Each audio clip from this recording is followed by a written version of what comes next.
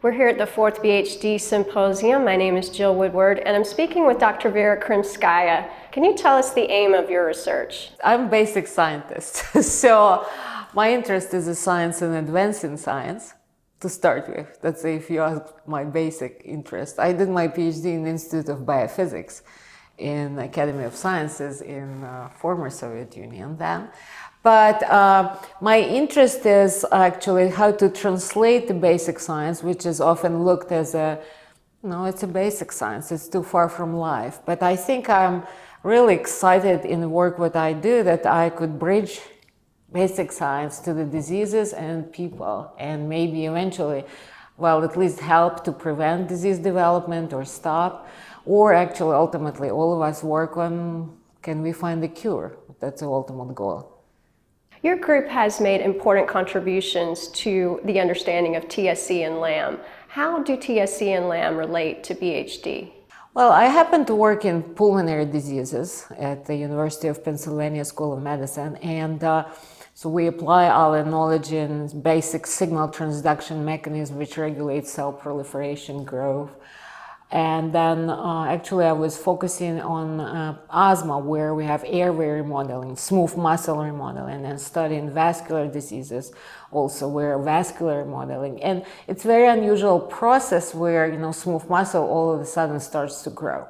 So pulmonary lymph angioliomyomatosis, it's a rare lung disease which characterized by abnormal growth of smooth muscle-like cells in the lungs. And growth of those cells cause lung cyst. And Birt-Hogg-Dubé syndrome also caused by lung cyst. I mean, there is one of pulmonary manifestation include lung cyst. So that's the long way how I came to BHD, because of my interest in lung diseases and also the mechanism, basic mechanism what makes destruction of lungs and how we could prevent that. You're a member of the LAM clinic in Philadelphia. Can you describe the clinic and talk about whether there would be a potential to have something similar for BHD? Yes, I'm very glad that we have LAM clinic. And actually I wanted to say a few words about LAM and then this disease, because I think this is great, an example how only in 10 years the gene function were discovered 10 years ago. I mean, gene was linked to LAM, it was 2000. Then in 2002, gene were discovered. And just how important to find the function of the gene, because once you find the function of the gene, then you could look for the drug. And then what our contribution to the field was that we were able to dissect first time and still only in the world group which successfully dissected primary LAM cells from human lungs.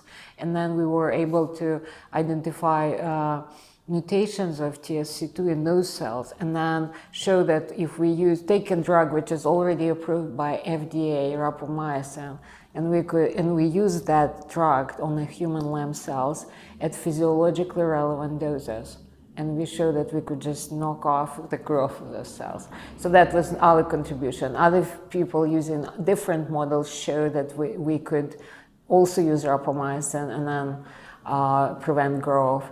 So, and that led, year in 2003 already to start first clinical trial. So it is very, good example why it's so important to find the function of the gene. So in BHD, well, that's what we want to do. And LAM clinic, going back to your question, well, that progress what we made 10 years ago brings, awareness of the LAM, and then, of course, at Penn, patients come to, to see our in pulmonary division physician and pulmonologist, and then we have around 40 patients in pulmonary LAM. Which sees at Penn pulmonologist. So it is very important. Why? Because LAM clinic, it's not only pulmonologists, because also LAM, it's also kidney manifestation potentially, or other linked to tuberous sclerosis. So it's also involved gynecologist, pulmonologist, also an expert in renal manifestations. So this is what clinic means. And then, can something like that could be with BHD? Yes, it is. We actually we have experts in genetics and people who study Birt-Hogg-Dubé here. I mean, at Penn, and I know them, and we talk about this. That we eventually we may have a BHD clinic at Penn. The University of Pennsylvania is setting up a Center for Orphan Disease Research and Therapy. How do you think the center will affect rare disease research? We are very fortunate that gift were made to University of Pennsylvania last year in summer, which enabled us to fund the center. It is a hard task, but center has an opportunity to advance orphan and rare diseases research and therapy and clinical trials, and so that's what my hope is. And we are from pulmonary diseases at Penn are a natural part of that, and I've been involved in first steps in that center, and we hope we could make some impact. That's our role, and that's the ultimate goal, to help people and to find new treatments. So what were you working on before you got into TSC research? Well, I was postdoc in pulmonary, studying signal transduction mechanisms which regulate vascular and airway remodeling. And that's what, in studying smooth muscle remodeling, led me to LAM, where it is very unusual manifestation of disease. It just, smooth muscle growth tumors in the lung. So that's kind of led me there. But my major passion is the signal transduction. So what makes cell, which is normal, abnormal? What BHD projects are you working on at the moment? A few years ago, I heard about this disease, and it was like, that's very exciting, and it's very puzzling. Because it has lung cyst, and also some evidence showing that it may, signaling wise, it's in the same pathway potentially where is TSC2, which is cause of LAM, mutation of TSC2, cause of LAM. So that become exciting and interesting. So, well, we did some pilot study which were funded by Myrovlytis Trust, which is interesting on cell-based. It was allows us to just make first steps and figure it out what works and where we could go in that field. Also, we have now other grant by Myrovlytis Trust BHD research. So, well, we're searching. We're searching a function of BHD because that's a major goal. And what difficulties have you faced in this project? Well, VHD doesn't have, like in the sequence, it doesn't have any function. So how do you find function of protein, which doesn't have function? Well, at least it binds FNIP. Now it was great that it's found, so it has FNIP binding protein, FNIP1 and 2, which binds and then binds AMP kinase. So sort of, it shows us where direction goes. But still, given what is published, it's very hard to find function because it depends on cell type, it depends on conditions, and so it is really, really hard. Like we were with LAM, I learned about function of TSC2 in 2000, year 2000. I didn't know anything about TSC2. But then, in 2002, we already published paper, we found the function. Only 2 years. Well, I don't know, we were lucky. But with folliculin, well, I know about folliculin 5 years and we can't find the function. So that's frustrating. Can you talk about any models that you might be using in your research and what models you'd like to see developed?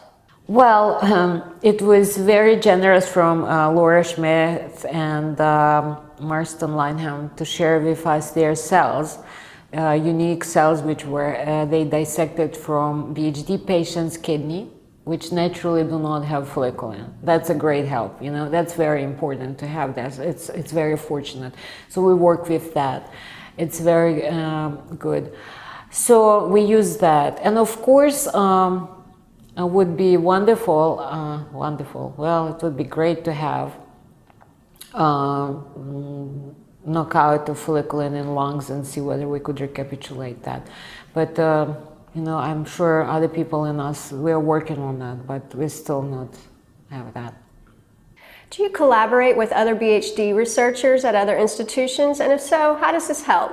So of course, Laura and Marston, they are very helpful in their expertise because they discovered the gene. I mean, these are their major experience and source, and as you could see at the meeting, their knowledge is vast. Also with Lisa Hanske, with Andrew T. These meetings are very, very nice because you have opportunity to talk and to see, and that's in itself collaboration and networking. And that's how we got reagents and knowledge, besides knowledge, but also we share what we have.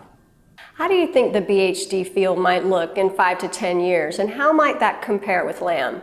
Well, you can't compare it to another disease. It's so unique. Each disease is, and I said LAM was lucky. I mean, lucky in a good way because there's hard efforts were spent by patients and then scientists, and we would just get lucky.